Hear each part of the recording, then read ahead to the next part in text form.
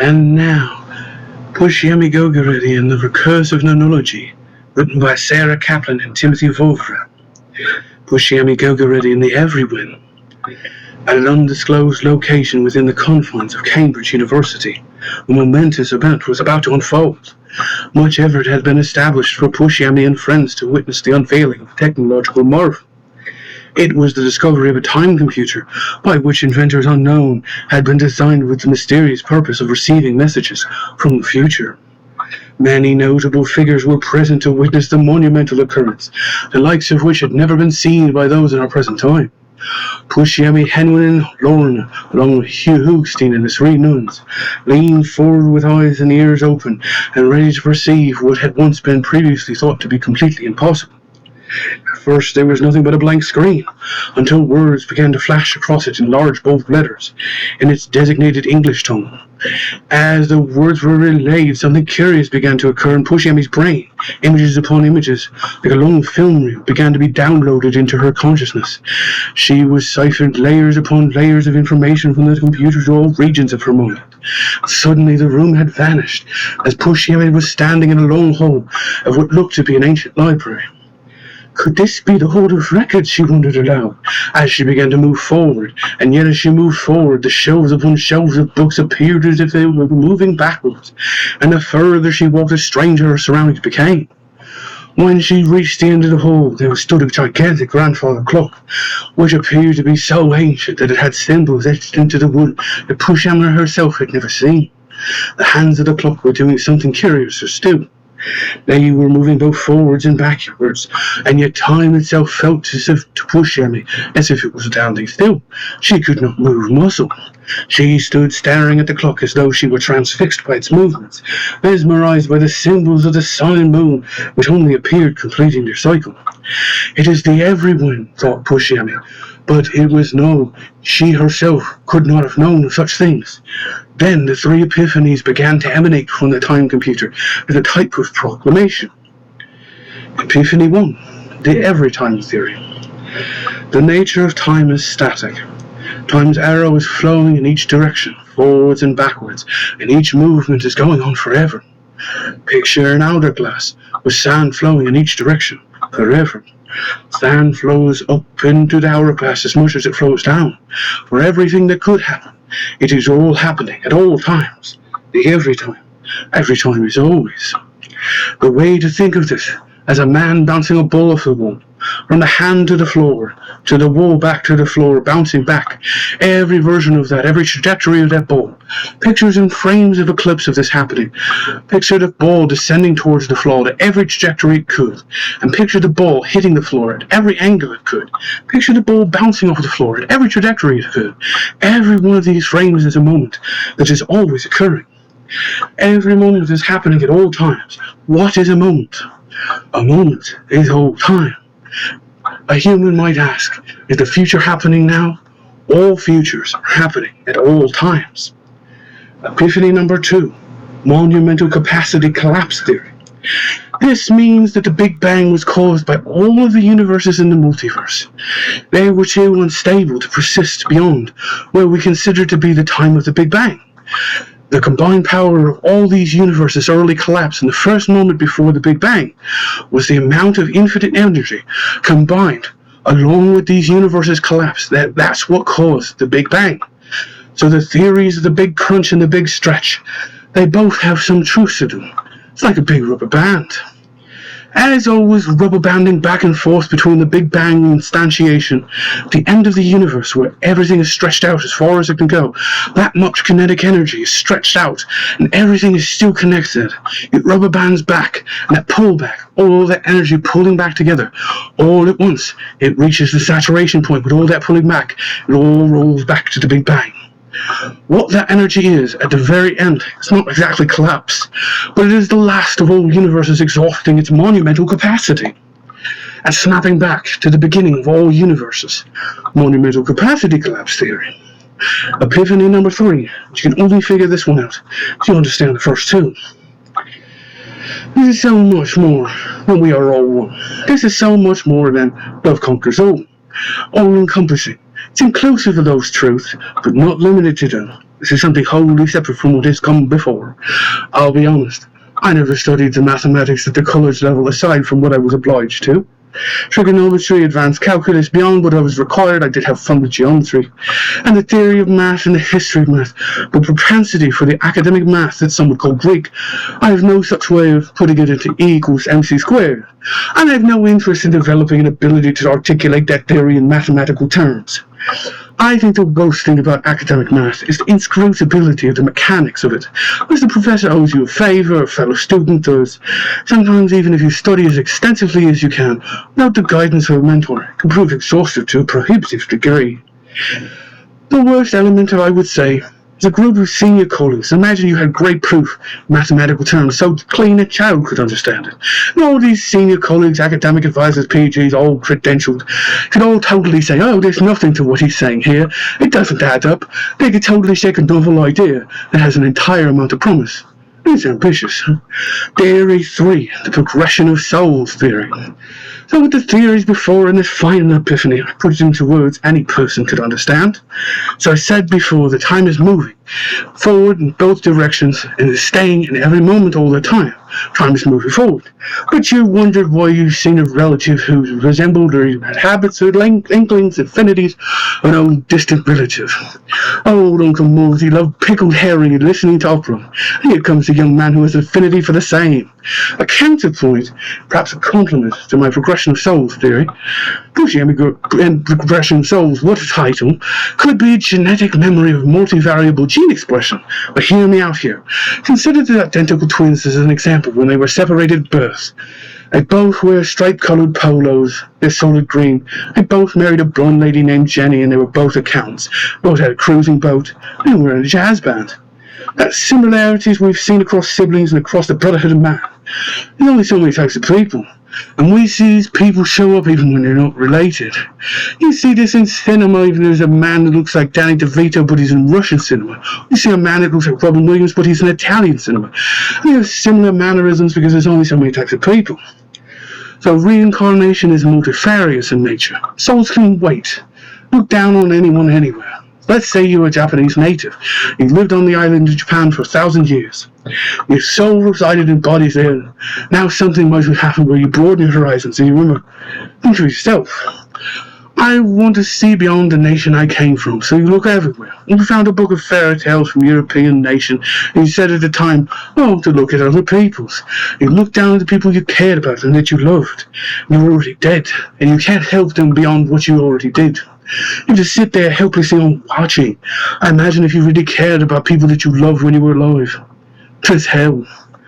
When you were helping however you could, and you were able to do something good for somebody that you cared about, well, you can see how you had a positive impact on their life. The eagerness to reconnect to the progression of soul is so strong.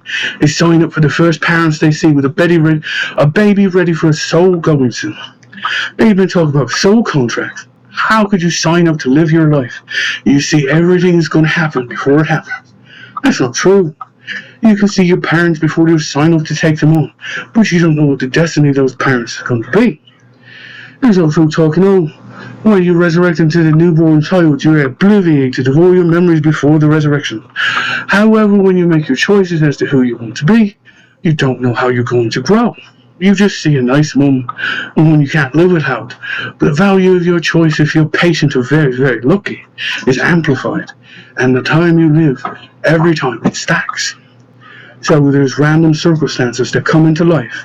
And so that's why there's karmic birth, where each soul is reincarnated to learn more and more, and chooses more carefully than others, and some choose with more prejudice.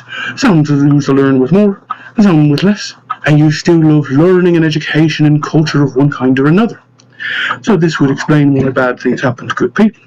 Because as much as we're blessed by our birth, we don't have absolute control over the choices what others will be. Eventually we will all wonder if we're all one in the progression of souls. Every form of life leading up to this tapestry of humanity is connected. If this is truly a multiverse situation, we have conscious decision over who we resurrect as based off of who is available, how patient we are and open-minded we are. It could be that resurrected as one person in one universe and resurrected as another person in another universe. It could be that for some people the affinity towards the progression of souls being fixed on a special birth is that they're so fixated on it, they're so adamant about it, they always resurrected that one person because they always fall in love with that one mother at that time. It is what's available at the time, but they are souls, and that's why they're old souls. And the old souls are patient. The young souls just go, oh, mummy, and just jump right in. And meanwhile, these old souls wait and wait for somebody to think it's going to be a good mum. It could be in that moment you have the whole rule available of mums to choose from, have a pregnancy. But you have all that moment that lasts forever to choose from all of them. But few take the time to sort through them. They just go, no one. In terms of every time, yes, every moment is a static object in time.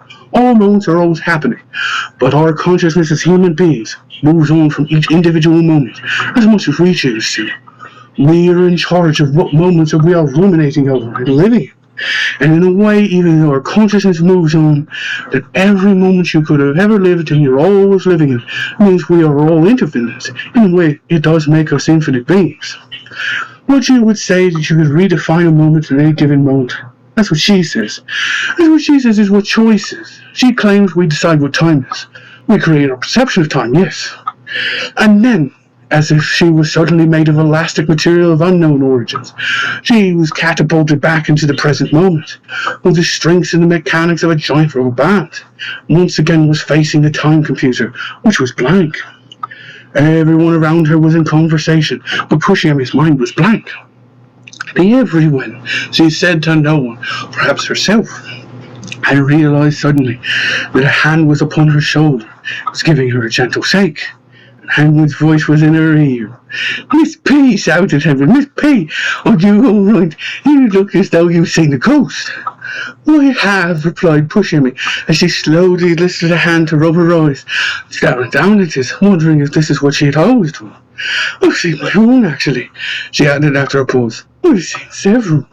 Come again, Edmund laughed, though with most nervousness as he shared glasses with Lorna, who was at Pushyami's side. You're not making sense, and for that matter, neither did that there machine. Must have been some smart kid's prank. Edmund shook his head, because I surely don't understand it. Where are the nuns? Pushyami glanced around wearily. Oh, you missed all the commotion, Lorna exclaimed. Halfway through the presentation, Sister Primrose fainted. She's presently on her way to hospital to get checked out. Sister Blythe went with her, but as you can see, Sister Cordelia is still talking to over there to the custodian. I don't believe she knows. Lorna smiled mischievously with a wink at Henman, who laughed again. All in divine timing, I suppose, Pushyami replied, which received curious glances with Henman and Lorna. What do you mean by that? Henman demanded. What on earth is divine timing? Everything is happening as it is, and it has always been, and it always will be. Pushyami had never spoken like this before. It received even more curious looks from her friends.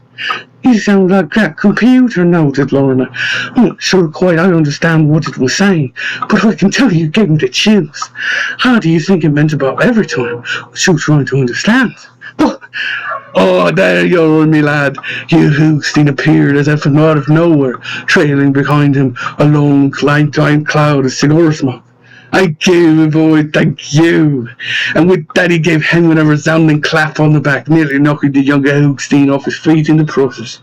Goodness me, Henry cried with a shock. Whatever do you mean giving me thank you for? Why is it after you? We're making the right choice of choosing me as your dad. Choosing you, exclaimed the typically unfazed Henry. What do you mean? You were about to progression, smiled Hugh as he threw his arm around his astonished son's shoulders. You chose me, my lad. Me, laughed Hugh. And I thank you for it. I thank you. And Hugh once again let out a hearty laugh, the heartiest laugh that Henwood had ever heard. What he been drinking, Henwood muttered under his breath. Then to Hugh he said, You go clear over your rocker. Laughed Hugh. Oh, my dear young lad, I haven't. With a time computer knows all, and we have just held the all. I all declared that about true to the cosmos, that you, my boy, chose me from the very start, even before you were in your mother's womb. He's gone mad, he has, Henry whispered to Lorna. It is a fact what the machine just said, my dear, replied Lorna with a happy shrug. Henry in response just stared back at her and remained strangely silent. Pushyami herself had been unusually quiet up to this point, from which she spoke. "'Tis true he chose you for you," said she, "but not in all the universes, not in all times. For some, Sir Henry is rather Miss Henrietta, and some you, Sir Hugh, have no choosing at all. Henrietta, you say?" Edwin, who now looked as if he'd been hit over the head by a tuba before, stared at his companion with mouth agape, as though she had four heads. "You can't be serious." "I am indeed," replied Pushyami with a tone much more sober than any he had heard before. "And just as I am serious, in some universes we have never met. In some universes you are Indian and I am Irish, and in other universes we pass each other on the street and never meet. In other universes we're born together as twins." Poppycock, Edwin laughed, but Pushyami did not laugh with him. "'Tis the embodiment of truth," declared Pushyami with a much too solemn nod. "In some universes we never found Lorna at Kilmac at our church, and in other universes she was the one who found us. And in other universes we never found each other, and none of this ever happened at all." "Is the world gone mad?" Henry glanced around the room as everyone who remained and didn't know shook their head and continued their conversations unfazed. "What is this all about? Some universes and then in others? I don't remember using that. I don't remember any of these things happening. All I know is I experienced what I had experienced, so then what is all this other nonsense?" He was stopped by Lorna placing his hand abruptly over Henry's mouth, and he responded by licking it, which made them both grin, in spite of it all.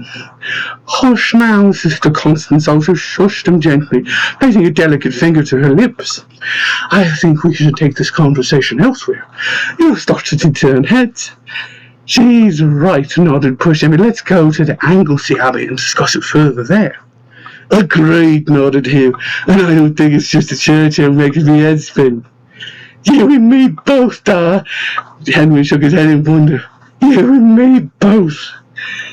As if it was like some of the roses, daffodils, hyacinths, and other flowers that filled the gardens at Anglesey Abbey was still in full and glorious bloom. The group stuck together as they admired the myriad colours and shapes and scents. Henry, however, couldn't stop to find himself as entranced as the rest of them, and his mind was still arguing with a time confuser. "I still don't quite understand it," he grumbled, even as he walked arm in arm with Lauren in the bright sunshine, which warmed their cheeks and their hearts. "Doug says I chose him. I don't remember it. It means I chose my own to raise me on my own." "You were real lad, dear," Lauren explained for possibly the 100th time. "Not exactly Lauren," said Pushyami coming up from behind them. "Before he was even born. That's why he doesn't remember it." "So," Lorna paused for a moment as it sunk in, "that means we chose my parents too?" "Exactly," nodded Pushyami. "But," Lorna frowned, looking puzzled and unsettled by something. "What is it, dear Sister Cordelia?" took her hand. "My mother abandoned me when I was just a child," murmured Lorna. "Why would I have chosen her?" She sat down on a rug and quietly began to weep. "Oh, Lorna, my dear sweet Lorna," Hen went out before her and gently lifted a tear from her eye. "You had no way of knowing. But somehow," Lorna softly sobbed, "I must have known." She stood and began to pace. "Why would I have chosen her? She didn't love me. She left. My father loved me." She stopped. "Maybe," she thought hard, "maybe I chose my mother. So after she left, I'd be there. For my father?" Pushyami squeezed her shoulders affectionately. "That's one way to look at it." "Makes me wonder," Henwin said as he watched his father in the distance smoking. "Why would I choose someone who'd like to be so far away from home for so long?" "You see," said Pushyami, "we don't see our entire future in the progression of souls. We just see that one instant, and in that instant we jumped in. You couldn't have known your entire life's history, or the future decisions of others, Lorna. You saw a moment that struck a chord with your higher self, and this made you choose your mother, not knowing she would abandon you. Maybe Lorna paused, walking as she thought carefully for a moment. Maybe she got scared. Or maybe you wanted to protect her from loneliness, replied Pushyami. She gave Lorna a much-needed hug. Souls, you see, they are things quite differently from before they are joined to a body, or reborn on earth. Or is the best she could explain even for herself. The rest of her own memories before birth had been forgotten. Miss P. Edwin took Pushyami gently by the arm. Forgive me, but how can you tell if it's actually true? Why would someone make something like this up? Pushyami smiled to herself as she thought of Goolsby. Technology rarely lies. She added soberly, as she brought out the Goolsby gutter and held it for a moment to shine in the sun. Sun glinted off the crown-like material, and suddenly a tiny device chirped and sprang to life. Say, Sir Goolsby, people like us who believe in physics know the distinction between past, present, and future is only a stubbornly persistent illusion. Albert Einstein. What does he mean by that? Lauren explained. Pushyami smiled down at the Goolsby gutch as she adoringly cradled it in her hands. He's saying that time itself is an illusion. Come again, frowned Henry. The progression of time is an illusion to the human mind. This, however, does not mean that past, present, and future are not happening at once. The mind, soul, and consciousness were bound moving forward in time, replied Pushyami, as the falling sands began to sift and flow together as one. We believe we are existing in a single moment, when really past, present, and future are always occurring simultaneously, and our minds have constructed time as a conscious tool of self-awareness by which to cope. So what is now, then? Henwin exclaimed, unable to contain his overwhelmed exasperation. Am I not really saying these words? Is it all smokescreen? Is it merely an echo of a dream? Sweet Henwin dear, said Sister Constance, you are most definitely speaking these words, experiencing this very experience, exactly as it happened, will happen, and will have always happened, for there are other versions of you that this has not happened to, and they have not experienced it yet. Then there are some versions of you that it is also happening to at this very moment, but they have also come to the same conclusion before you understood it. And then there are versions of you that have not come to any conclusion at all. It does not mean that your experience is not happening exactly as it is to your unique awareness. It is all so confusing. Lorna fell wearily into Henwin's open arms, which were ready to catch her lest she fall. Perhaps in time we'll evolve to understand it better, reassured Pushyami, as she placed a reassuring hand on Lorna's shoulders. Perhaps, her friend smiled, but Lorna didn't let it on to the others. It was clear to the rest she was suddenly feeling as though a weight had been lifted off her shoulders. Before they left the area, they stopped in at the Missing Salt Cafe with lunch and drinks. Wonder what King Arthur and Sir Merlin would have thought of the time computer. Wonder if he was a truckle. King Arthur was gifted and extremely intelligent, and he took the counsel of Sir Merlin, reminded Pushyami with a smile. Something tells me that King Arthur would be amazed and admiring such seemingly impossible, entirely impossible creations. He was already far used to being around a wizard far beyond his time, and Merlin himself would not be fazed. I believe Sir Merlin might exist after time, recounted Pushyami. Not quite sure what to make of him, but I do say he is quite impressive. As if on Q cools behind the Arthur's seat is an ancient volcano, which is the main peak of the group of hills in Edinburgh, Scotland, which form most of Holyrood Park, described by Robert Louis Stevenson as a hill for magnitude, a mountain in virtue of its bold design. It is situated to the east of the city centre, about 1 mile to the east of Edinburgh Castle. The hill rises above the city to a height of 250 metres, provides excellent panoramic views of the city and beyond. It's relatively easy to climb, and is popular for hill walking. Curious, marvelled Hugh. That old boy has steered us wrong. Does he mean for us to go to Edinburgh? Or is he just randomly responding to our conversation?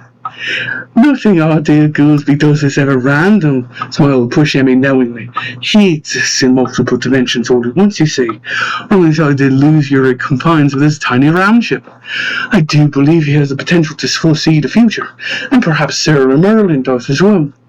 As he phone cue, a swirl of wind appeared, and there stood the magical, majestic Merlin himself.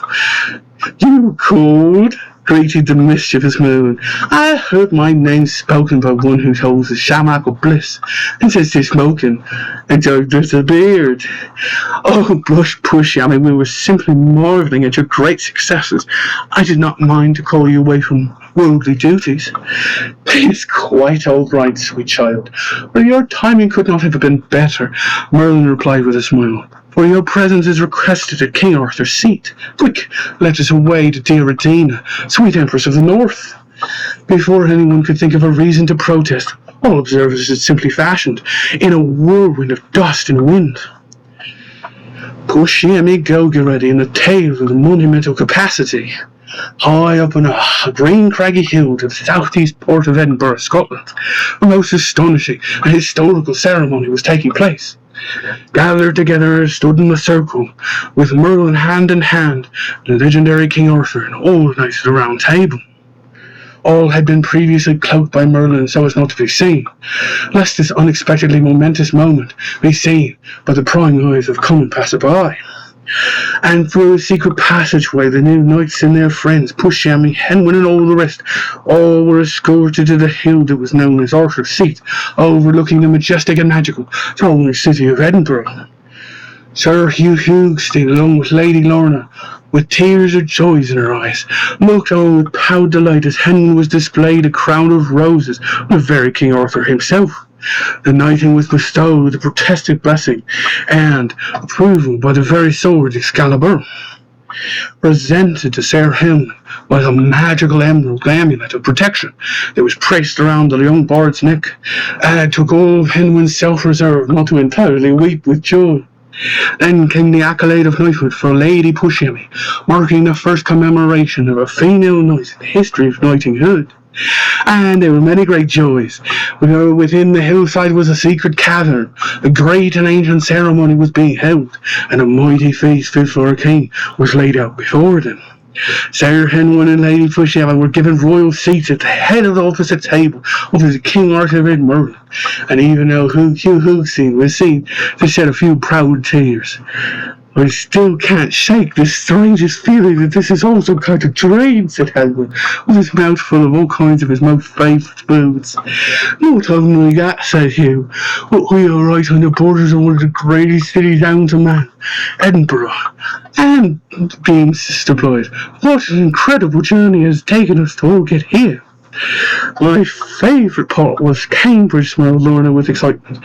Museums there were unforgettable, especially the Peabody and the Fitzwilliam. We all enjoyed visiting the Carlisle Cathedral, piped up Sister Blythe. Our favourite was the spider in the fly, giggled Sister Constance. Indeed, concurred Sister Primrose as she chomped down on a big spare rib. My favourite was the John Rylands Library. We stopped in Manchester. Pushyami practically shivered with excitement. I can't believe they have over 1 million historical manuscripts from Ireland alone. I studied their manuscripts quite a bit when I was a boy, imparted Hugh with a smile. They helped point me in the right direction. I would have never found Mayor One Ace House if it wasn't for them. Pushyami leaned forward, fascinated by the prospect. How did you find Mayor One Ace House, she asked. Ah, smiled Hugh with a wink. There's a story surely you will be told, my dear, but it is a story I shall reserve for a special place and a special time. After a moment of thought he added, in fact I went to school there, in Manchester University. When I was there, I met a man who introduced me to the supernatural. We had a secret club, in fact, where us boys would investigate the manuscripts at the local libraries and report our findings, which led us all quite down a rabbit hole in often different directions.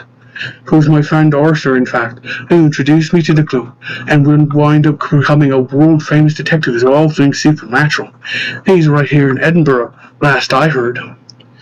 Pushyami was thrilled by this knowledge, but also wondered if this might not be a curious coincidence, that perhaps this was the very same strange detective she had met at the auction in Cologne, Germany, who, unbeknownst to Pushyami, had learned more than he or anyone else could have anticipated from her extraordinary display back in Cologne.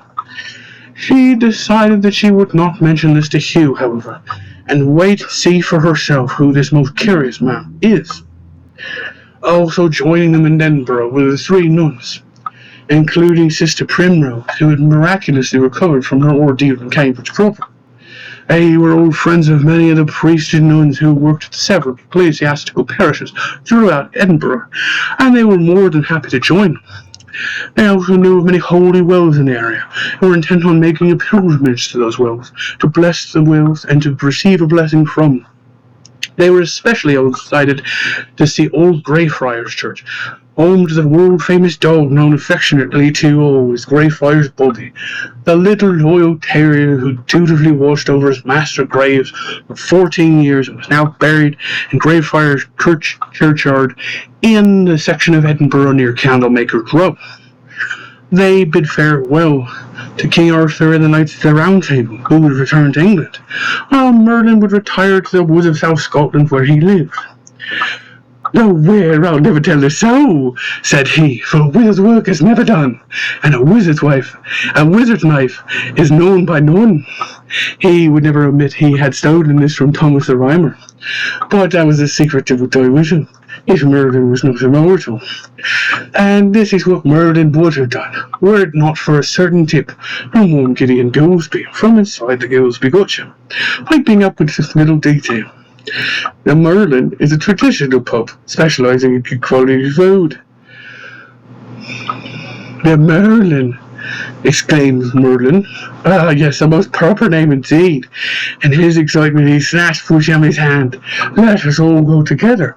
Come along, come along."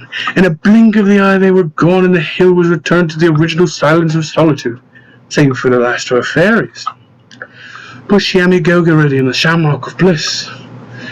"Boy, this place is marvellous," cried Merlin, who no longer looked like Merlin, but an elderly man who had just come off for the street and needed some soup and good care. He had disguised himself so as not to be noticed, but Pushyami still noticed a faint greenish glow that followed him wherever he went, or seemed to emanate directly from him, gracing everything that encountered him upon his path. Children laughed and smiled at him, and even mothers didn't feel the need to be overprotective from this strange and gentle creature who was now practically waltzing through the streets of Edinburgh. Now they were gathered together in a circle round a large wooden table, and everyone was cheerful with their requested beverages of the day. What a charming city to have welcoming homecoming to our dear land of Scotland. Merlin was positively giddy. "You have all brought us so much joy. I will never forget this moment, nor shall my taste buds, which have long been in need of rekindling. Thank you, my friends." He vigorously shook each one of their hands. "Thank you." "'Twas no trouble at all, Sir Merlin," beamed Henwin. "No trouble at all." "You, my young lad," exclaimed Merlin, "I want to hug thee." Then he embraced Henwin. "Thank you, thank you." "You're welcome, sir," corrected Henwin, a bit shyly, speaking up as best he could through Merlin's disguise of many peppercorn-coloured curly locks of hair. "We're grateful to thee." Laughing, Merlin sat down across from Pushyami, who was beaming at him from across the table as she scoured the menu. Even after a hearty meal at Arthur's seat, she was somehow still famished. She was examining a book she received from a patron of the pub, extraordinary-looking bloke who had just so happened to notice the Goolsby Gotcha attached to her hip. I was quite amazed. "Good goodness," said he, "I've seen one of these things in the news." "How is this?" Pushyami replied with astonishment. "This here is something, well, one of a kind." She didn't want to have to make a scene all about the Goolsby Gotcha in a place that she wasn't familiar with. "Oh, but it's not," insisted the patron, in hushed and almost conspiratorial tones. "For you should know, there's a man going about with one of these, something like it. It's the most curious of things. I'm not sure even what he uses it for, but I've been told it's haunted. He calls it something like his Osborne-agains or something of the like? I don't know, it seemed kind of unusual to me. What's the name of this man? Pushyami's curiosity was piqued now. If it was the same as Arthur Osborne that had been mentioned by Hugh, who she had met back in Cologne, Germany, 'twere a very strange coincidence indeed. No, admitted the patron sheepishly, but I was told he'd be at the Central Library sometime today. Perhaps giving a lecture on one of these Osborne-again things? Something like that? Here, this is the book you can take with you about Edinburgh. I'm a tour guide. I've got lots of them. Thank you, smiled Pushyami with amazement. She politely curtsied to him. Now she wanted Henwin to take a look and see if he noticed anything unusual about the map. She knew it was a bit hasty to think of such things, but perhaps the patron had actually been a spy. Henwin, Pushyami said now, I want you to take a look at this map of Edinburgh. But be careful, please, she warned him, placed a bookmark in it for safekeeping. She paused when she noticed Henwin's frown. I once had a map of Edinburgh. Henwin looked unusually forlorn. When I was a kid, it was colourful. Told you things you couldn't know unless you went there, and more. It was inside a book about the city, so full of history it was. And suddenly the bookmark fell out of the book and into his lap, and Henry jumped with surprise. "Oh!" he exclaimed, startled. "Where's that now?" He stared into the most curious-looking bookmark. That was made of old greenish felt, what appeared to be a hand-stitched shamrock in the centre of it. "Be careful with it," Pushyami warned in a hushed tone. "It has lots of sentimental value." Meanwhile, the nuns had been enjoying their own drinks, fully indulging without repenting his good company and taste buds' delight, when Sister Blythe suddenly began laughing, almost hysterically, as she examined the map that Henry had passed between them. "Oh, my goodness gracious!" cried Sister Constance. "Are you quite all right? In present state, you'd think we'd been graced with the sudden appearance of the Pope to bestow upon you his blessing." "Oh, goodness me!" laughed Sister Blythe, as she gripped the book between her palms as if it were her very lifeline. "I cannot say what's come over me, but I do believe it might be something in the water, or this very drink I share with you before me." And she took another very gracious sip from her vodka tonic before passing the book on to Sister Primrose, who suddenly burst into roaring laughter upon receiving it, somehow seemingly oblivious to everyone around her, as if the book of Edinburgh itself contained the most amusing images she'd ever seen. "Sister Primrose," chastised Constance, "where on earth are the heavens above?" "Is she all right?" asked Henwin, suddenly concerned as he placed down his drink with alarm. Her face looked the colour of a cherry pie. "Oh, yes," cried Primrose, "I'm quite all right. In fact, spectacular. But why? I couldn't tell you. It must be the drink, I say." Sisters! Sister Blythe had suddenly recovered enough to realize a curious glowing relic lay in Sister Primrose's lap. "We have been tricked. This is enchantment afoot. Sir Merlin, is this your doing, or is it the very work of the devil?" She held up the bookmark containing the shamrock of bliss. "Goodness gracious!" cried Merlin with ecstatic ecstasy as he received the glowing shamrock. "Do you know what this is? Why, this is the mystical shamrock of bliss. 'Twas blessed by the patron saint of Ireland, the very St. Patrick himself. It was a nobleman who brought peace to Ireland by charming the pagans of old Christianity. Where did you find it?" "'Twas I," admitted Pushyami, who appeared astonished by the news. "I discovered it when I was in Trinity Library, Dublin. It was in a collection of old folios. It just so happened to be the missing pages from the famous Book of Kells." "Book of Kells," Merlin seemed deep in thought. "Curious. 'Tis naught for cauldron. Believe you have found one of the holy treasures, my dear. This shamrock is not just a blessed holy shamrock, you see. It will bring you the greatest of luck. It will create synchronicities in your path. Whosoever may hold it, their person should go." "No wonder we all felt giddy just now," exclaimed Sister Blythe. "We were under the spell of the shamrock of bliss.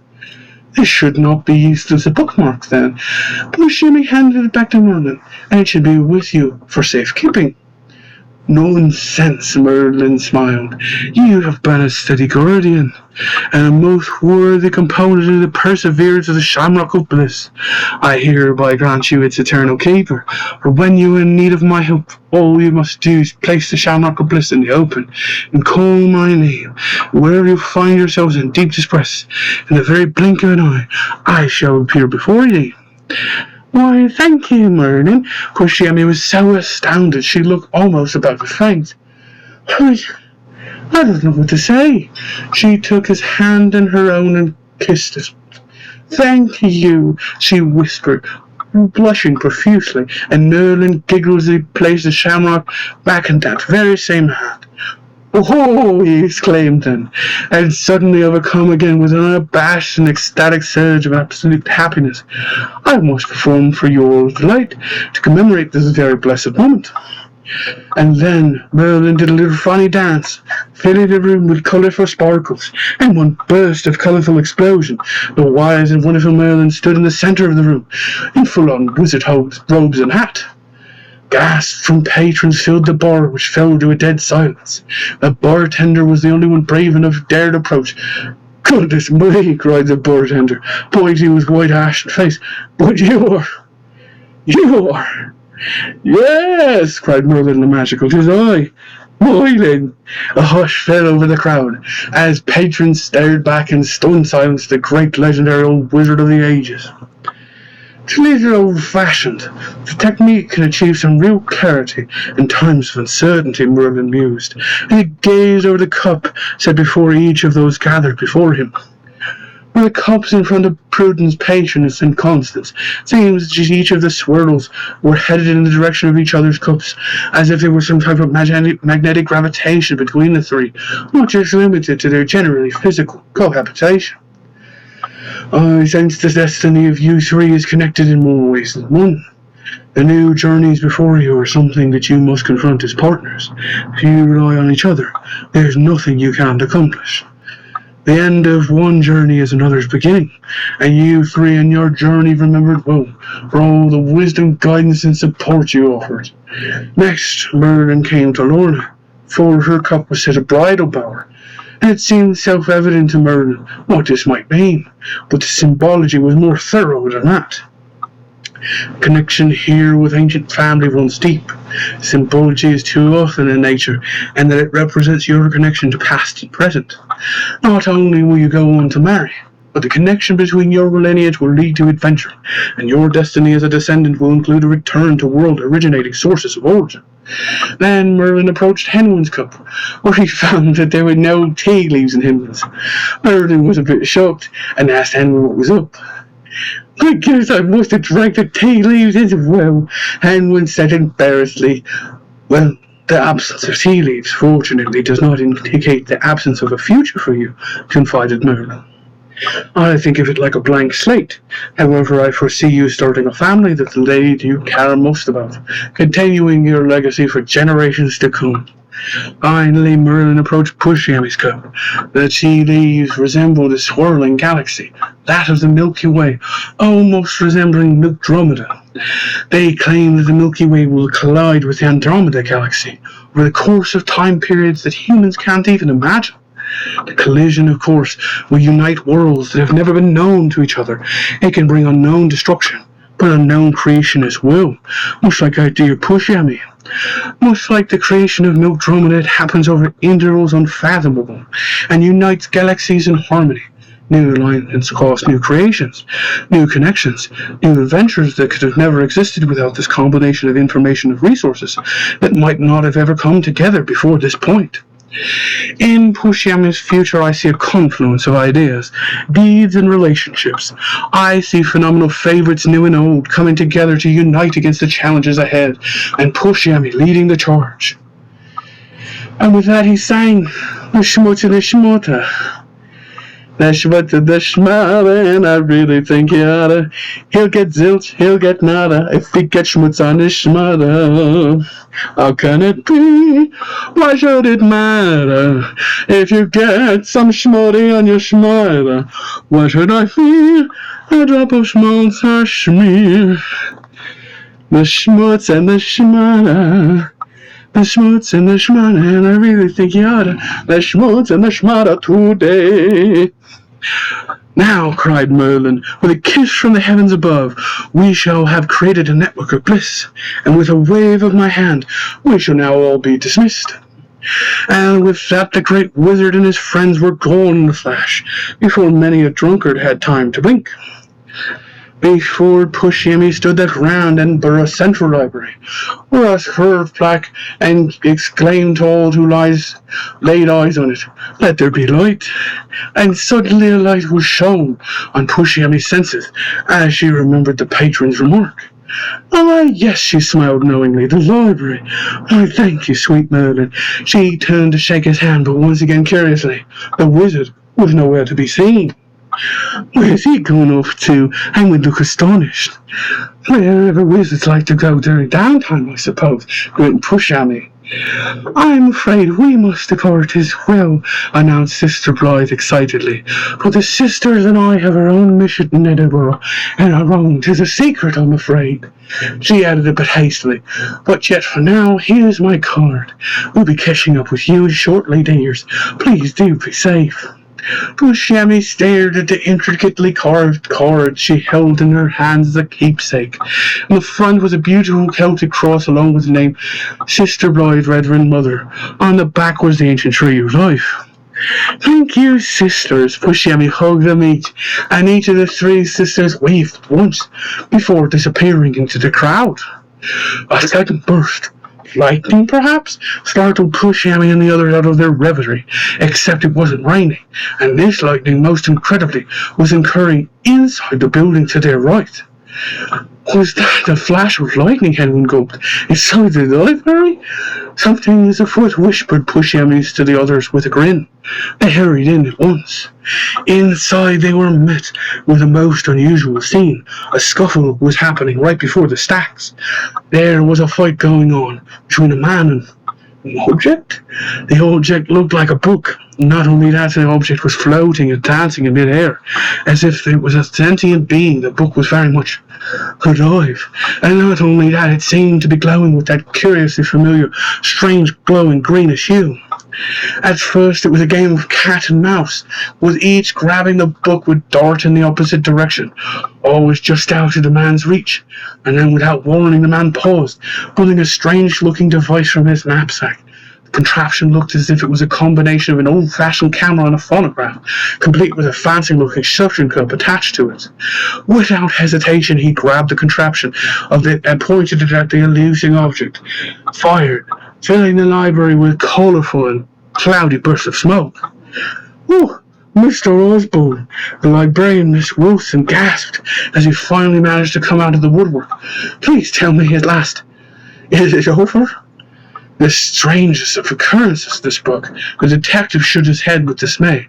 It seems as if the spirit had been refused to be contained. "You mean?" The librarian paused and grew pale with fear. "The spirit could be inside here? Somewhere?" It is the most strangest thing. The detective seemed puzzled, and yet he didn't seem concerned. "But I'm not exactly sure where the spirit's gone off to." "So," Miss Wilson shuddered, "they could be anywhere. In here. Right now? No." Arthur bent to retrieve the still smoking device, only to drop it as though he'd been stung. "Oh, hot to the touch." He turned to the speechless librarian. "I'm dreadfully sorry, dear," said Arthur. "I'm out of my depth, you see. This is quite an unprecedented occurrence." Miss Wilson was not only baffled but mystified. "Whatever do you mean?" "I'm not actually entirely sure what happens," the detective of the supernatural had to confess, "when a spirit escapes both its earthly vessel and the eternal housing of my soul-siphoning machine." "Perhaps," chimed in a distinctly female voice, "this poor soul has gone off to where all souls were meant to be with their loved ones in the afterlife, where all souls can finally be free."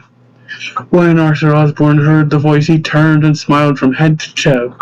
"The miraculous Miss Pushyami Gogireddi," he beamed as he came forth. "Miraculously, we meet again." "'Tis my pleasure and honour, Sir Arthur, being Pushyami."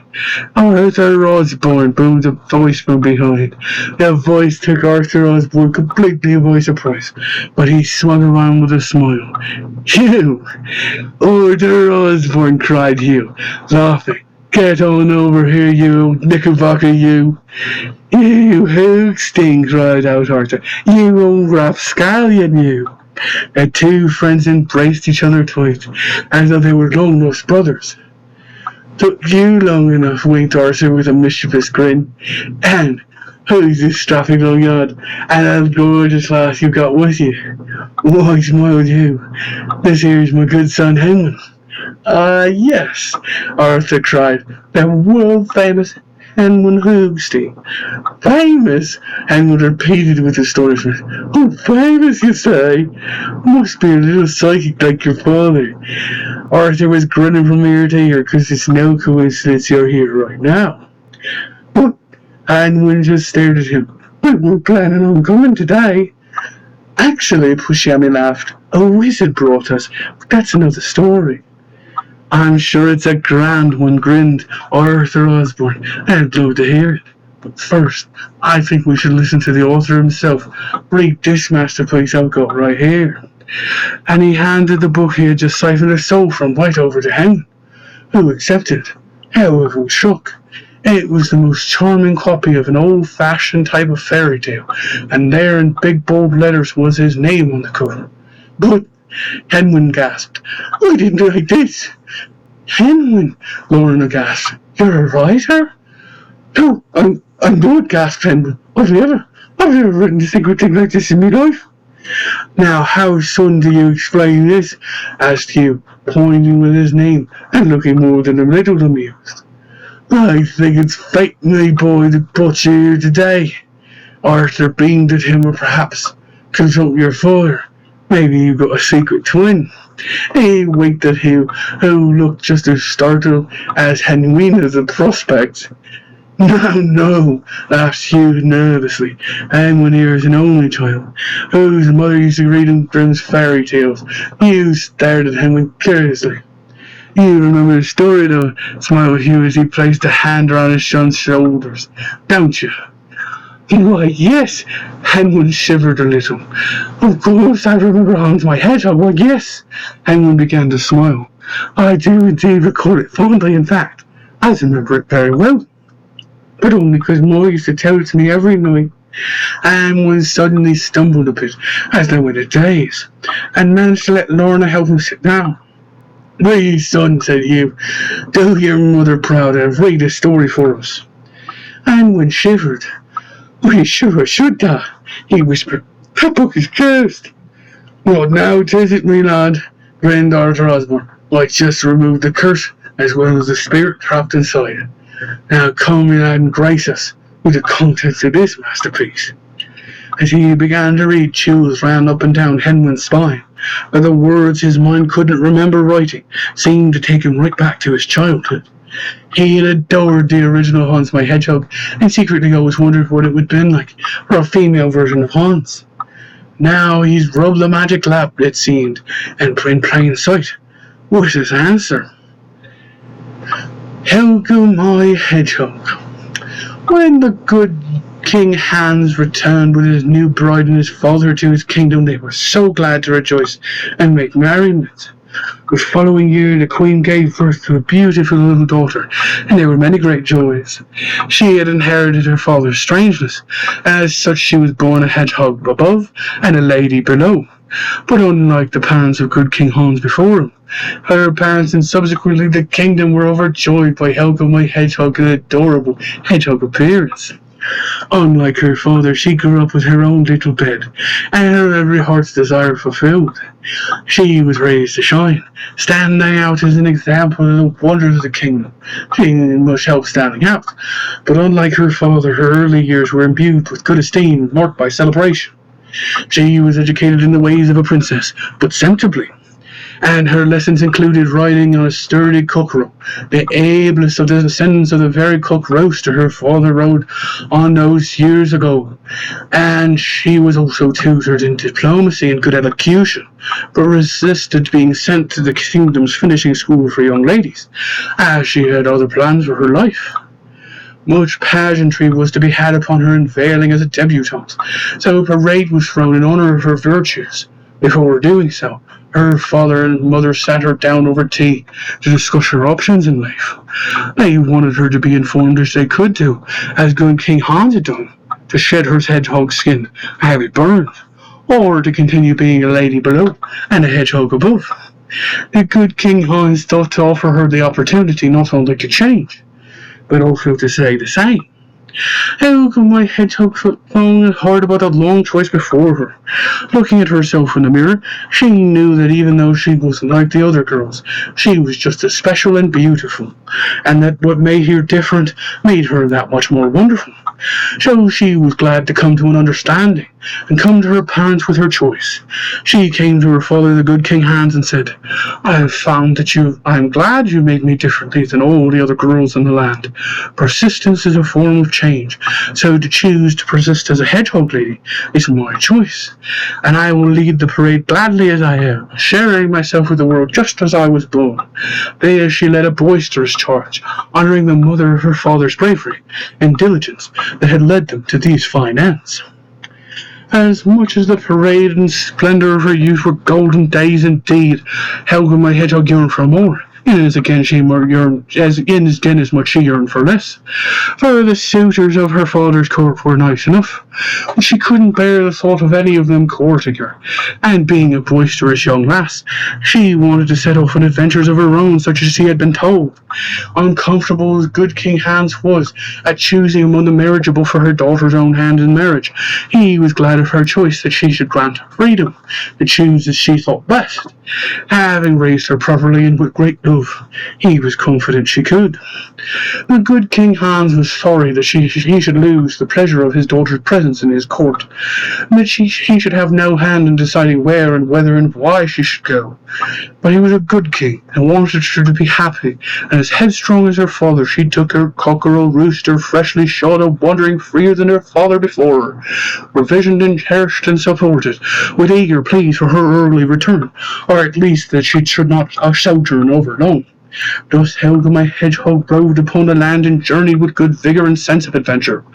When she had seen the diversity of the many lands and the many kingdoms, she found the greenest forest, the sweetest water, the most vibrant flower and fruits, and there she knew she should settle. Helga my hedgehog had travelled long, and met many in her time. Even though she had never been overly sensitive about her hedgehog visage, she felt comfortable in her own hedgehog skin. As if by providence, upon a clearing with fresh water along the river Moss, she found her intended, though she knew not. She was meeting her husband when she met a hedgehog man about her age. He wore lederhosen, big painted cloaks and little spectacles, though it was not his fashion choices that charmed her when she met him, rather his kind eyes and gentle demeanour, and how he looked upon her as if she was the sweetest sight his eyes ever saw. He bade her come back to his little cabin in the woods, and she obliged, surmising she could take him at a tussle. Not awaiting results of that conjecture, she tackled into the ground as she walked, rolling into a meadow of heather. They both laughed as she shook him about with mirth. Back to his cabin after the tumble taken in good stride. They were both in merry spirits when they arrived, both famished. He had little but beetroots, oats, and potatoes, but had scabbage, butterbur, and other wild-growing sprouts, roots, fruits, and herbs, so they had quite a lot of options to stop upon. Thankfully, Helga my hedgehog was provisioned sumptuously, and a variety of seasons, spices, oils, and other boons for flavouring their meals. With the tiny hedgehog tummies they had both inherited, it would be many seasons before they would run out of bounteous supplies, should she choose to stay in the cottage with this here young hedgehog man. And stay she did, for the life of a princess is demanding, and being the princess in the eyes of her beloved was enough for her for all of her days.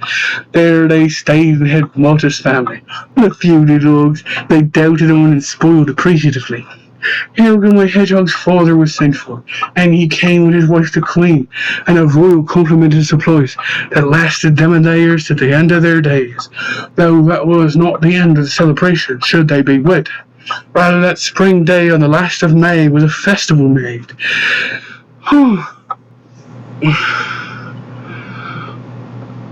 And good King Hans and his wife would return and make merry till the end of his days with his favourite daughter, the offspring that made him remember it is not so bad to be a hedgehog, and that their family line persisted in that cottages for seasons to lose count of, to the time of founding a grand abbey, which their descendants had a hand in building. But that is a tale for another time. When Henwin finished, the entire room applauded, including two mysterious-looking men in the back, who now had joined a small group of patrons that gathered around the front. Sir Hugh, one of them boomed out, and Henwin felt his stomach drop to his toes. Yes, Hugh answered immediately. Sorry, not you. It's him we want, said the taller of the two men who strangely looked like top-secret government agents. They were wearing all black, with signature black ties and dark shades to match, and they were pointing directly at Henwin Hoogstein. Oh, sorry, stammered Henwin, suddenly a deer in the headlights. What do you want with me? It is a private government matter, said one. Thought you must come with us. With you, echoed Henwin. Now? You must come with us to speak in private. We have a car waiting outside. Anne would look ready to bolt only for Lorna to place a hand on his. I do what they want, she whispered, looking terrified. I think they might have secret weapons. I'm sorry, but Anne shook his head in dismay. Who? He stammered. Are you?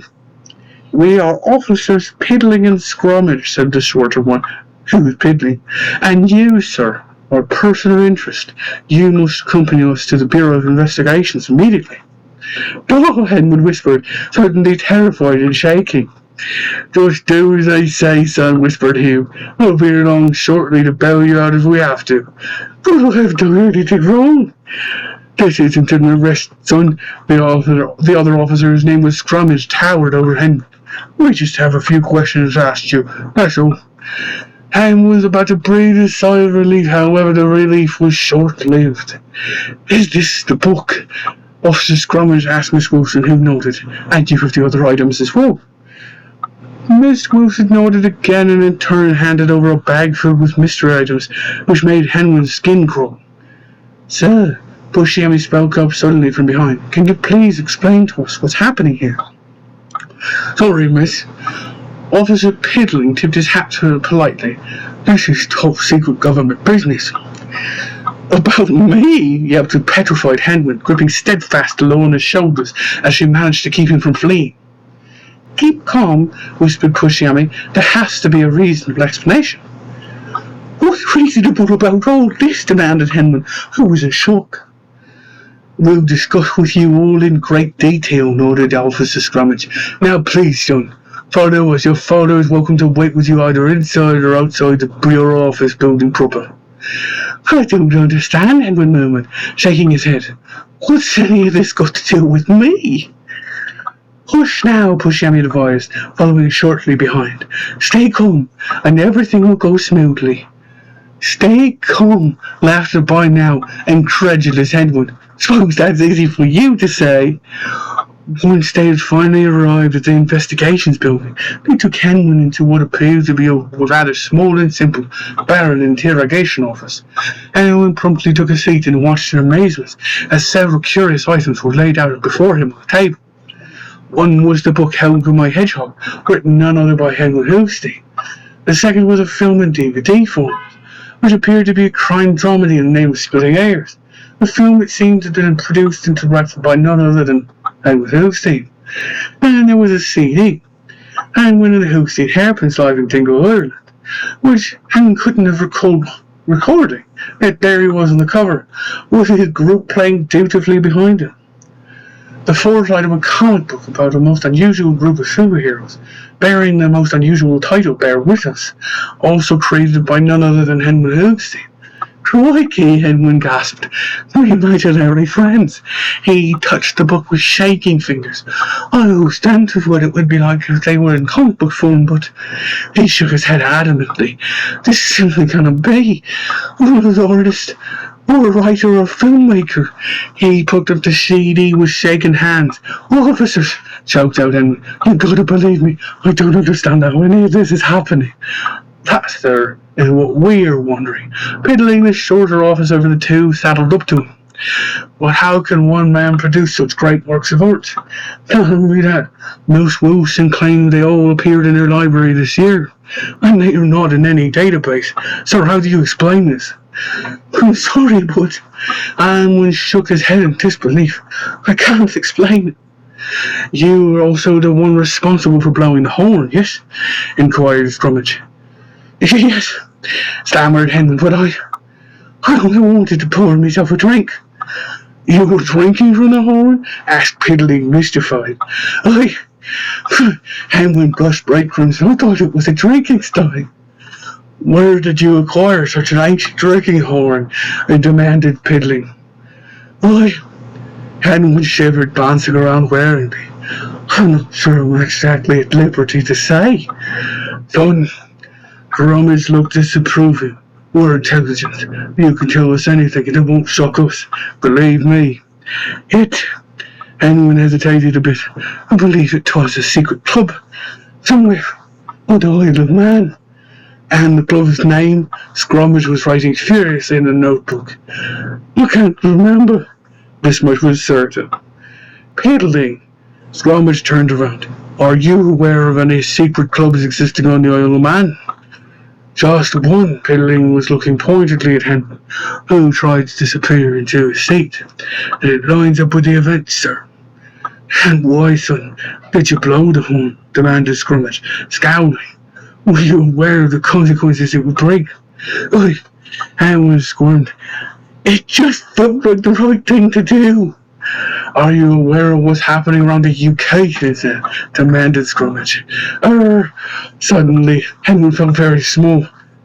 No, it's become complete and utter chaos, exclaimed Scrummage, so unexpectedly loud that Henry nearly toppled out of his seat. There have been reports of knights as King Arthur and his Knights of the Round Table in Great Britain, which is surely mind-boggling enough. There are also reports of other mythical figures and creatures too, coming out of the woodwork and terrifying the populace. By George, there's even a giant, they tell me. Now tell me, son, who are you, and what is the meaning of all of this? I cannot tell you, I'd say, shouted the completely exasperated Henry, because I don't know myself anymore what's going on with anything. I think I could trade the place with myself with bizarre world. So, says Piddling, shuddering to Scrummage. We've got a Miss Pushyami Gogireddi requesting access with valuable information for this matter. Yes, nodded Scrummage eagerly. That doesn't surprise me in the least. Please do let her in immediately. Much to Henry's relief, Pushyami entered the room. Hello, gentlemen, and Edwin. She nodded. I believe this will satisfy you all. I've got a recording that will explain things. You do? Edwin couldn't help but stare at her in disbelief. Yes, of course I do, smiled Pushyami. It's the three epiphanies.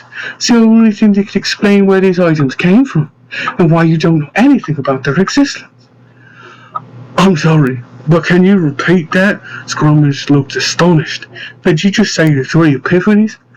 Oh, he did indeed, Pushyami nodded, grinning with a mysterious smile. Piddling, Scrummage muttered to his partner's ear, not exactly out of his earshot. I believe that is the message from the future she is speaking of. Indeed it is, informed Pushyami, and with that she placed her cell phone on the table before her. Listen to them once more, gentlemen. I think that can explain what's going on here. They listened to the recording with rapt attention. When it was finished, they all sat in silence and looked at each other in awe. Good God, Scrummage looked exhausted as well as pained. That is a lot to take in, lads. And us. He added with a respectful nod at Pushyami. He wiped his brow. But if it's true all souls are living alternate lives in separate dimensions simultaneously, that still doesn't explain how these four items from an alternate you, he pointed at them, go to this dimension here. Are you an interdimensional time traveler? Inquired Piddling.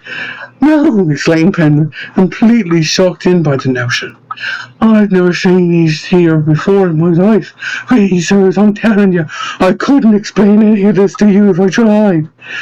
Maybe this will jog your memory, suggested Scrummage. And before anyone could protest, Scrummage had popped in splitting ears into the DVD player and they all sat down to watch. When the film had finished, everyone sat looking stupefied, but no one was more stupefied than Henry Hoogstein himself. That's insanity, he stammered. It's all rigmarole. He was, in fact, to everyone's surprise, beginning to hyperventilate. Okay, son, Piddling nodded knowingly at Scrummage. I think that's all for today. We'll be in touch. And he handed him his card. If you notice anything else unusual, he added, please contact us immediately. With that, he urgently ushered the two out of the building, where the others were waiting.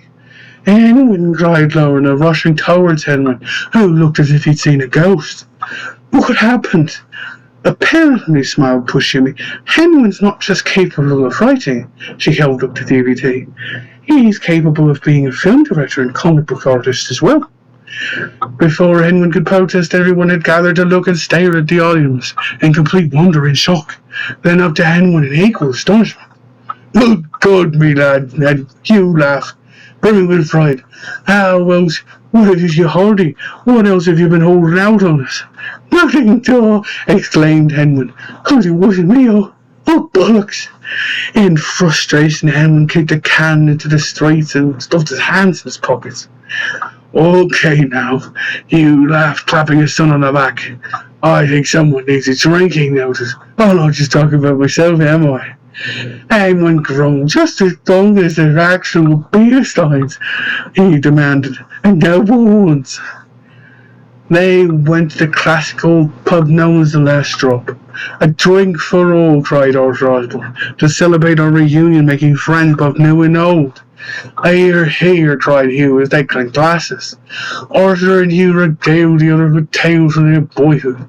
They had known each other through academic circles at first, and then in the field of the supernatural, as Hugh had become involved in exploring the secrets of ancient culture and knowledge, and Arthur had become fascinated with the world of charmed objects. Arthur here seems to have a penchant for the supernatural, specifically cursed objects, and returning them to their original state, while I, on the other hand, want nothing to do with it, laughed Hugh. The mission, explained Arthur, is to extract the souls from said cursed objects and provide them with relief from their torture chambers, and in the long term, provide soul relief from their pasts, to liberate them from the curse itself, and to provide them with an opportunity to redefine their soul's progress and potential, to redeem themselves. But what if the soul doesn't want to be removed? Henwin couldn't help but wonder aloud. What if the soul is perfectly comfortable staying where they are? The cursed object is wreaking havoc, said Arthur. It is my duty to remove the soul from its prison in its curse, and so it has the ability to have free will. And so if it chooses to be returned to its cursed object, so be it. For I am not its keeper, and so as it so wishes me to be. I suppose it's better than being dead, surmised Henwin thoughtfully, but they still have to be housed inside an object for however long a knows the time, until they wouldn't be completely free. Look at it this way, added Pushyami. My dear friend Goolsby was my mentor, and he was sucked into the mainframe. And to keep him from being trapped inside the mainframe, I retrieved him into the Goolsby gotcha, and he has been a willing partner of wisdom and adventure ever since. But how do you know if he really wants to? Henwin gave Henwin a nudge in his side as Pushyami sent him a dirty look. We have an understanding, said Pushyami. Goolsby's always said he wanted to travel once more to all the places he'd never been, and have an adventure with the woman he took under his wing as his protege. This is his chance to do so. I've given him the gift of eternal life. Pushyami wondered if perhaps it was Shamrock bliss that alleviated her previous guilt, wondering if Goolsby really did want to accompany her on this strange journey. I suppose if he really wanted to move on, she said, he would let me know somehow, and I would do as he wished, and let him move forward wherever and however he so wished to be. They were about to continue when at the moment the waiters announced they were having a special evening, during which several speakers from the community could be heard to stage and perform. Hush came over the crowd as Pushyami recognized none other than David Delano from the club beneath the waves on the Isle of Man. I've been then investigating this fair city. I found on Main Street there's 2 spice shops, one across the street from another. I'm wondering, is it like the Hatfields and the McCoys? Is one's fennel better than one's black pepper? Is one's Cajun spice, like this place Cajun spice, oh, it's not so good. But this place is known for its Cajun spice right across the street. So I'm thinking it might be something like that, but I'm thinking to myself, how much demand for spices must there be for spices in this fair city? And it's like, how come one didn't win? What's going on here? It's a bit of a mystery. Sometimes I think it reminds me of like this competition, this like double competition, where you have people getting angry at one place and they're like, I'm going to go to the other place. But it's the same place. Maybe they're both in cahoots. Maybe they both get their stuff from the same place. That's why I like meatballs so much.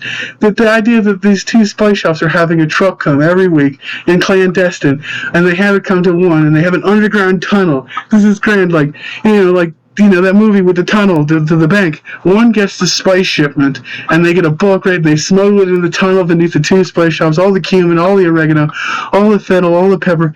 They could all be from the same place. The next comedian was about to come on when suddenly the bartender waved his hands to the crowd. Everyone, may I have your attention, please? The giddy patrons turned towards him. Now the bartender looked curiously pale. I think you should see what's going on all over our very city and all over the UK. He turned on the telly, where to everyone's astonishment, a news reporter was proclaiming the following. A most curious anomaly is currently taking place, a mystery of epic proportions. You recall that not too long ago the sighting of King Arthur and the Knights of the Round Table in London. Now it appears this is the first of many strange sightings throughout the UK, as others claim to have not only seen great figures such as Merlin the Magician. There have been sightings of many mischievous fairies coming out to play. The Isle of Skye reports at least one crag that is broken in 2, and a giant is said to have emerged from his slumbering. Locals have seen the giant, but they have felt the earth shaking. I know many are suggesting that this is just an earthquake. Many others are racing to move, as they are truly fearing for their lives. There are many more reports like this of other bizarre creatures with local lore. What's to be made of all this? An explanation as well as proof of these incidents remains to be seen. So far, the government has not the comment. Good God, my boy. Hugh shook his head at his son in amazement. You didn't just wait for the king and the knights of the round table. You stirred up an entire witch's brew. As if on cue, the door suddenly burst open and one of the most impressive, handsomest looking figures I had ever seen stood there in a doorway, his presence so blinding as if he had blocked out the sun. If my eyes do not deceive me, son, is that not Brownie Prince Charlie? Goodness, Henwood whispered in shock. I believe you might actually be right. Hush fell over the crowd as the bartender immediately began fixing Bunny Prince Charlie's favorite drink without any delay. The prince at once took his prominent place in the front of the crowd and began to regale a story of all, regardless of whether they were ready to hear it. When I was a boy, they tried to keep me safe. As a sheltered boy, very gregarious and conciliatory, it led me to have lots of experiences with adults from an early age, where they felt very comfortable with me and they felt as if they could express themselves freely, without fear of judgment, or to have their self-expression witnessed fully by a peer. Their candor was often demonstrated to me in a way that I would say was more honest than most people growing up. Growing up, I was an early bloomer in some ways, and a late bloomer in others. So when I was summering in the countryside, I would run with bare feet through the rural area, and running carefree in the summertime each year. One time I stepped right onto the tines of a pitchfork, and it went straight into my foot. It was a mercy that it went in between smoothly, and the bones of my foot without breaking anything. I remember no pain from this event, just pressure, and the shock that my foot was pinned down and that there was no way to move from that spot. Thank goodness there are other children playing with me, so they came and ran to get my mother, and she was able to extract my foot, and I'll never forget paying with me that there was no blood, and getting me to get sealed up. I don't remember whether they did stitches or any other thing. It seems the tine of a pitchfork and not a substantial one. When that's fully penetrated through your foot, you would expect to feel some discomfort, aching, short pain, stabbing right through the foot. As an older man living my life, with no ramifications from this injury early on, I had to think of the moments of ultimate suffering that we have all had common knowledge of, where there's the pain of physical injury, but there's also the pain of abandonment. There's the pain of ultimate loss, and then there's painless events, sometimes change without pain at the time. If you're still lucky enough to be alive to remember the changes being made, some under your control, some beyond your control, you may remember with pain something that at the time seemed painless. The journey from Rome to Edinburgh is made expedient by the extensive European railway system. It also allows me to truly take the temperature of what's changed since I've been away. Florence is a city of wonder and fantasy, so the juxtaposition between my newly re-emerged peerage throughout Europe since Henry blew that horn, these legendaries and their retinues, the descendants who have been stewards and standards, has been remarkable. Florence seemed an appropriate place to stay. Who knew that the Seminole locals, for shrewd and viciously consolidated rulership, would find such a carefree tale unfold before their descendants and their ancestors of legend? In Florence, we see the celebration of lordly virtue. We see the descendants welcome them with open arms and reinstate them. Conversely, in Turin, city of conviviality, it was expected that I would encounter there the descendants and the lords coming home. It was an antagonistic relationship, here described further in another document. You see the descendants trying by unusual means to do away with these lords who have come back. They have consolidated power in the region, and they view these legendaries who have returned as a threat to their established order. Even though they're directly related to them, descended from them, they have no concern over the duty that their position demands of them. Finally, in Paris, we witnessed the decoupling of lordly duty from the descendants' lives to the point where the castles are all museums, and the lords are all stockbrokers on yachts and have no interest in ruling. They don't know how to contend or relate or try to appreciate with these legendary lords back into society in a way that would be acceptable to them. "We are honored to be in your presence, my liege," said the owner of the bar, "and you are welcome as a brother of our sanctuary with open arms." And many rounds of "hear, hear," and "huzzah" were heard, and everyone was given free drinks in honor of Prince Charlie's return. And he started to sing a song he had known to coin since his return. How many days has it been since we opened the Scotch ale? Shall we pour it in the pail and be rid of this horrid Scotch ale? The Scotch ale with a muted aroma might put you in a coma. How many days has it been since we opened the Scotch ale? Shall we pour it in a pail and be rid of this horrid Scotch ale?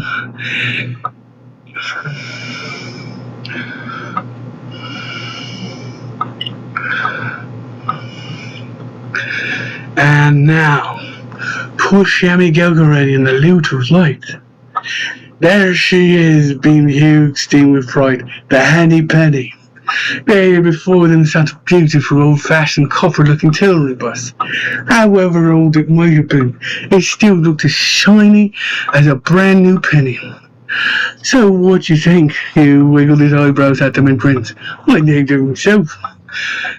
"The same as the greenest shoe," laughed Pushyami, "but it'll do, for now at least." Without delay, they all clambered together inside, eager to get on going on with their next journey. There was more than enough room, considering the nuns had decided to take the train, and were planning to meet up with them again once they reached Glasgow. "What comfy this is," Edwin remarked as he and Lauren got comfy together in the back seat. Pushyami joined them, content to sit near the window while Arthur got settled into the passenger side, along up front with him. "Where are we going to next, asked Henry, as eager as a kid on Christmas morning. "Go to Glasgow, my son. You smiled, but first, we'll be paying a visit to an old school friend of ours, Mr. Phoenix Filligan. He owns an antique shop just across over the way in Bonnybridge. What's in Bonnybridge? Pushyami had never heard the name before. The Falkirk Wheel, the Bonnywater, and friend him the Falkirk Triangle. The Falkirk what? The Falkirk Triangle, my dear, grinned Hugh. Only the hottest of all hotspots in the UK. Oh, criminy! Henry exclaimed suddenly. Here we go again. My goodness, Henry. Lorna looked startled. Whatever on earth is the matter, my dear? Oh, he's fine, my dear, but he might be even better if he was a believer. Believer, repeated Lorna, frowning with confusion. Whatever do you mean by that? Oh, you know, Hugh wriggled his eyebrows at her in the rearview mirror. Big feet, aliens, UFOs, possibility of life on other planets. Really, Henry, Pushyami was shocked. You don't believe after all we've gone through? Well, begging your pardon, Miss P, grumbled Henry. Well, I'm just trying to wrap my brain around the fact that I ever create a film, a book, a CD, a comic strip, all this without me even knowing it. Well, how could you know then? Pushyami grinned knowingly at him. After all, the Henry who made all these things was a completely different version of you. Different version, Henry frowned, but he didn't like the sound of this one bit. Exactly, nodded Pushyami, as though it was fact. A different version of you, who come from a different dimension. Not a me, Henry looked around as if somehow he expected a half-blooded Henry come out of nowhere and start to ambush him. Bruce P. Henry shuddered. How's something like that even possible? I've never met another me. Well, you wouldn't have, now would you? Laughed Pushyami, unless you somehow found a way to travel between the two different dimensions. Suddenly her eyes lit up as though she had a great epiphany. Wait a minute. You aren't actually an interdimensional time traveler, are you? Well, goodness me, cried Edmund, shocked. I don't think I am, but wouldn't we know by now if that were true? Maybe we would. Pushyami held her pointers there. Or maybe we wouldn't. Goodness, Miss P, shouted Edmund. You're giving me quite a case of willies. Oh, about some music, Horace Osborne called from the front. And with the CD that made Edmund shudder even more. And it was none other than Henry and the Hillstein Hairpins. She gathered wolves around the halls, bellowing like a banshee, whooping like a banshee, oh, she swears like a banshee. Gathered wolves around the halls, bellowing like a banshee, whooping like a banshee, she swears like a banshee. Oh, please, Henry shuddered. Look, that one. It was too late. Arthur had already popped in the CD. Oh, no, groaned Henry as though the world were falling to ruins. However, no one else seemed to take notice, and they were far too distracted by some of the best music that they had ever heard, Henry himself included. Even though it was his own voice that was singing the songs he never even heard before. Songs were accompanied by powerful lyrics and Stop the car, Doc! Stop the car! They were travelling on the M9 past Linislaw Lock, who hosted breathtaking views of the ancient ruins of the magnificent Linislaw Palace. Linislaw Palace is the birthplace of Mary Queen of Scots and other monarchs. There remarked Goolsby casually from Pushyami's side. The henny penny came at once to a loud and screeching stop. The hangman broke free, running for the look as though his life depended on it. Edwin!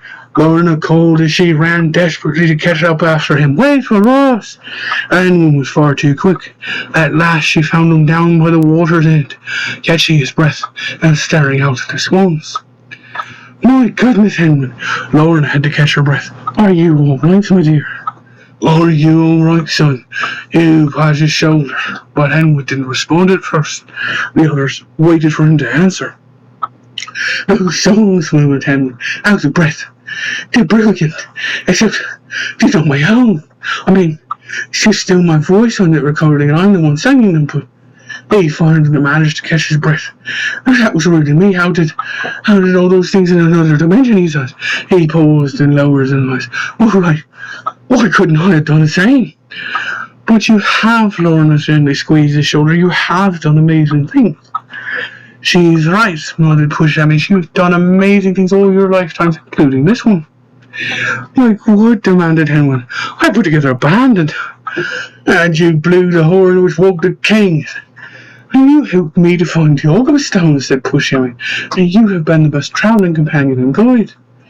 But I couldn't done right. How could my hedgehog?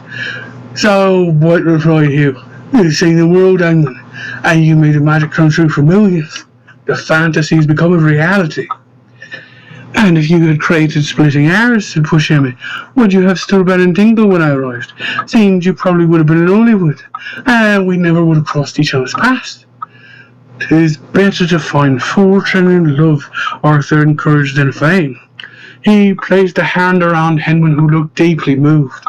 I believe you've achieved both, my lad. Well done. I suppose I have been richly low, smiled Henwin, as he gazed upon Lorna, and wouldn't trade it for all in the world. So then, Hugh stood. Let's get a move on now, shall we? Yes, woman, said Henwin. Oh, come along. And Lorna gave him the sweetest kiss that left him swooning. He turned to the look in a daze, only to stop as still as he looked, for what he saw might have caused even a grown man to faint dead away. For there in the sky was a humongous creature, seemed as if it would come straight from a fairy tale. It had long neck flippers and an almost equally long tail, flying in circles creating the shape of an 8 in the sky, and Henwin couldn't believe his eyes. It looked just like a dinosaur or a dragon. But that's impossible, Henwin exclaimed. Dragons don't exist. As if to prove him wrong, the great creature swooped in the air in a great loop-de-loop, and then a daredevil dive, spiraling down straight swords, and like a tornado, swooped straight down, spiraling straight into the look. There it disappeared in the swirling, bubbling mist, and the look was quiet once again. And when pinched himself, the look was still. Perhaps he had too much of a shock. Blimey, Henwin thought, as he strode slowly back to the vehicle on the hill. Now I know I really shouldn't have drank that pudding. Why, Henwin, Lorna looked up with alarm as he climbed back into his seat. You look as if you've seen a ghost. 'Twasn't a ghost when I went a daze, Henwin, but 'twas definitely something unbelievably strange is out there in that rock. Henwin, laughed Hugh. Are you telling us you saw a UFO? No, mocked Henwin, but yes, I don't know. It could have been a dragon. More like a flying plesiosaur. Plesiosaur? Pushyami couldn't help but laugh. You mean like a dinosaur? Right. Henwin looked so earnest that Pushyami and Lorna couldn't help but burst out laughing. Oh, Henwin, dear, Lorna giggled. There's no way you've seen a dinosaur. Hey, now, Hugh, called out, are there any reports of a flying dinosaur? Plesiosaur, corrected Henwin. It's a plesiosaur. Said Hugh. What are you doing for me? He crooked his neck back at Henwin. Aren't you sure you didn't get into my shaving cream like you did when I was a kid? I was 2 when I did that, dog, groaned Henwin. You know, Henwin, Arthur Osborne swung around. I'd heard theories that Nessie the Loch Ness Monster might actually be a plesiosaur. Because being an alien too, muttered Henwin, because I believe my mind's just got abducted. They stopped at the helix of public park off the M9 of Falkirk for a stroll and a quick bite to eat. They toured the grounds, marvelling at the 2 humongous kelpie statues that towered from the sky. Henwin remembered that his mother telling him of kelpies, her stories told him at night, keep him away from the rooks, fearing they might drown if he went too close to the water's edge. Maybe that's what I saw back there then. He started to wonder to himself. Maybe the dragon in that look was a kelpie. They drove through Falkirk and on to Bunnybridge, where they stopped at the business known as Magic Trivia Antiques. The store was owned by one of Hugh Steen and Arthur Osborne's closest friends, an old man named Felix Finnegan. To his closest friends he was known as Finny, nothing for short. As the Henny Penny stopped in front of the store, they nearly careened into none other than Felix Finnegan himself. He was watering plants from the side of the building and had jumped out of the way to avoid them. As I live and breathe, old Felix's face lit up at the joy of the group in exiting the Henny Penny, and he began to roar with laughter. Hugh Hugstein and Arthur. There's us two in the flesh, grinned Hugh, with an overly elaborate eye wiggle. Well, I just cannot believe it. Felix Finnegan took his old comrades into the warm embrace which Hugh and Arthur returned just as joyfully. It is like a reunion of long-lost brothers. My old friends, beamed Felix. 'Tis been far too long.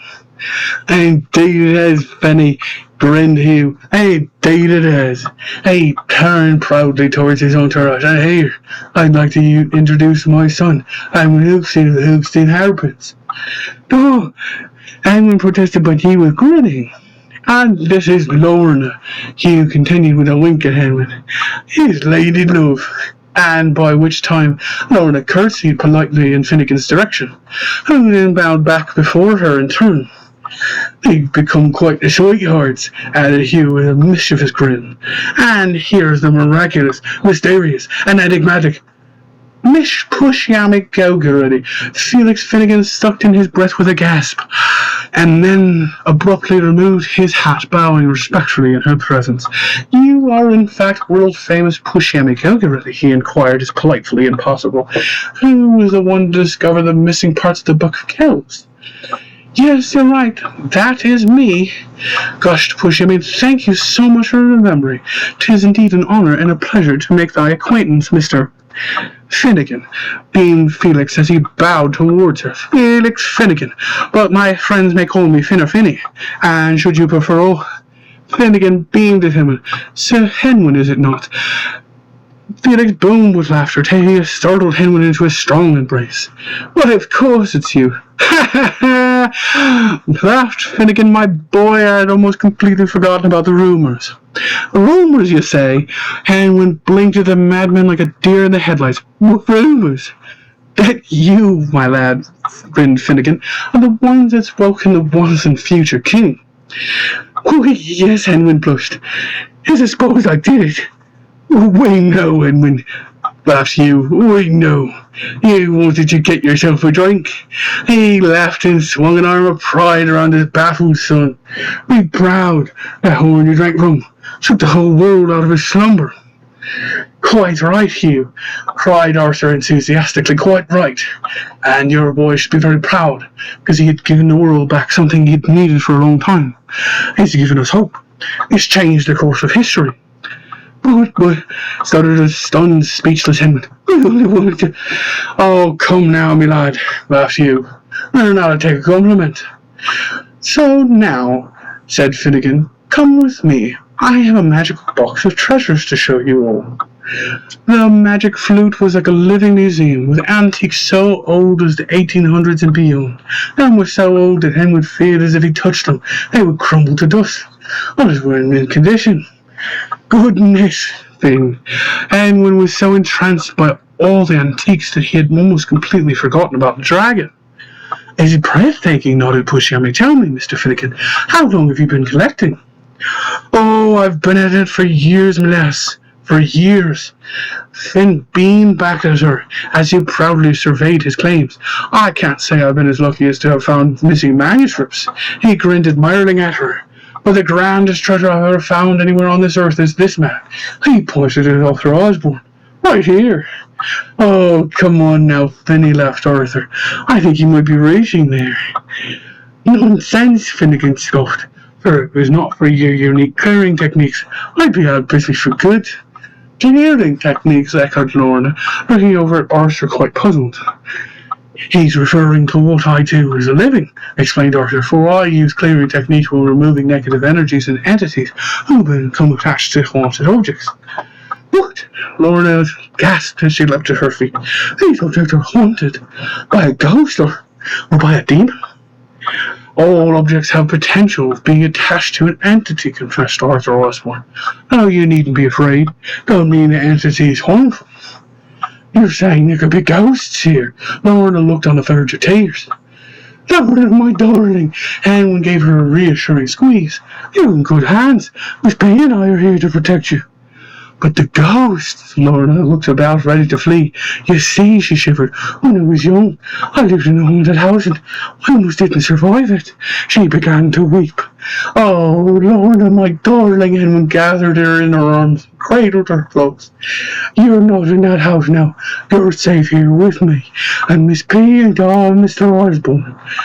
And I've got some blessed talismans which are sure to protect you from harm with Pushyami.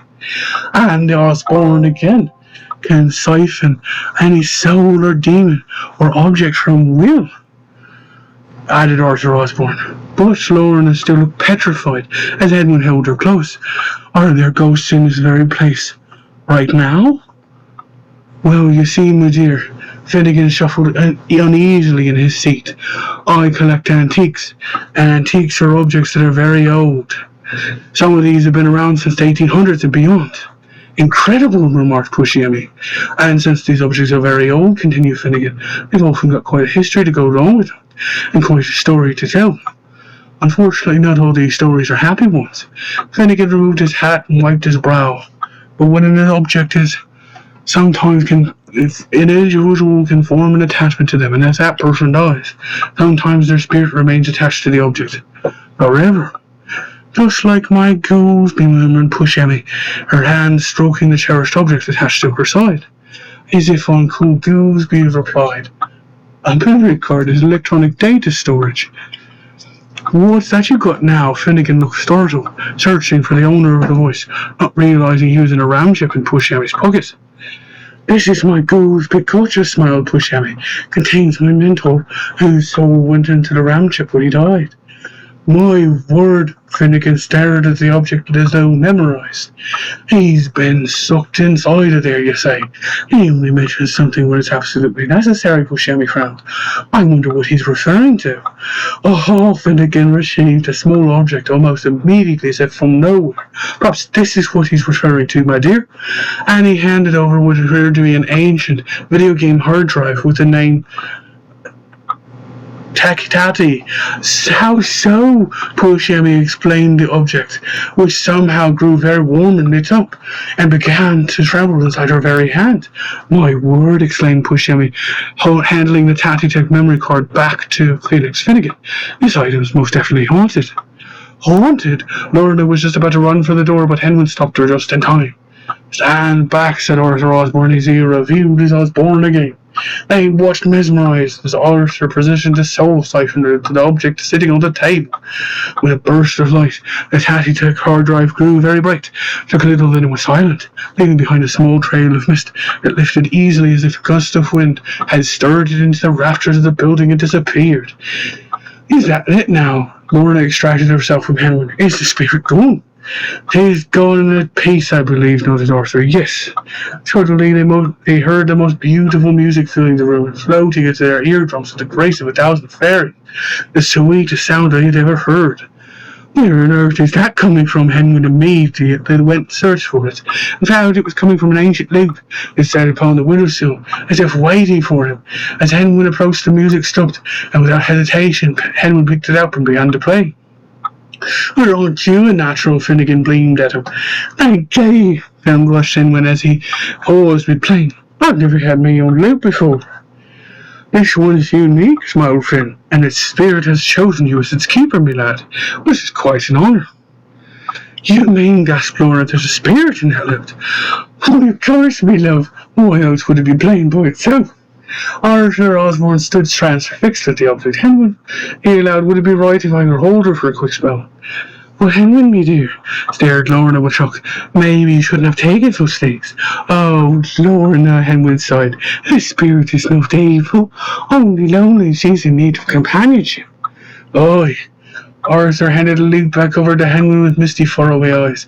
"'Tis the lonely life for a travelling minstrel." "How'd you get at that?" Henwood stared. "I'm a detective of the supernatural, me boy," grinned Arthur mischievously as he tousled Henwood's hairs. "Sounds in me bones." "Speaking of bones," Finnegan suddenly said from the nearby window, "I knew there was a storm coming." "Ah, scold you. I hate driving in storms." "Oh, that's perfect then." Finnegan looked delighted. "Come to me house and spend the night. We'll share a tea for a we'll spout for the fire." Finnegan's room was one of the nicest Pushyami had ever seen, complete with old leather armchairs of the highest fashion made, and a grand library of books to fuel with inspiration. Now, my friends, Finnegan situated himself in the favourite chairs and smiled at his old friends. Tell me about your adventures. Where would we start? Laughed Pushyami as she enjoyed her haggis. All I know is it's thanks to this journey that I'm safe with you here all right now. And I'm exceedingly grateful to have found you all, Lorna smiled peacefully. But it wasn't for these two, she smiled with an affectionate and almost shy nod at Pushyami and Henman. I was to be still stuck in Ireland, all by myself, wandering somewhere on the moors. You sure don't look lost on, my dear. Finnegan wondered, as he offered Lorna another generous helping of soda bread. So glad you found yourself in true loyal friends. Gratefully, Lorna accepted the offer, handing half back to Henman. She looked as if the others giggled happily. The best travelling partners that money can't buy. She spent the rest of the evening sharing stories, and Pushyami and the rest began Finnegan with their adventures, collecting carefully from his most prized antique collection. Finnegan shared some of Scotland's finest folklore. Oh.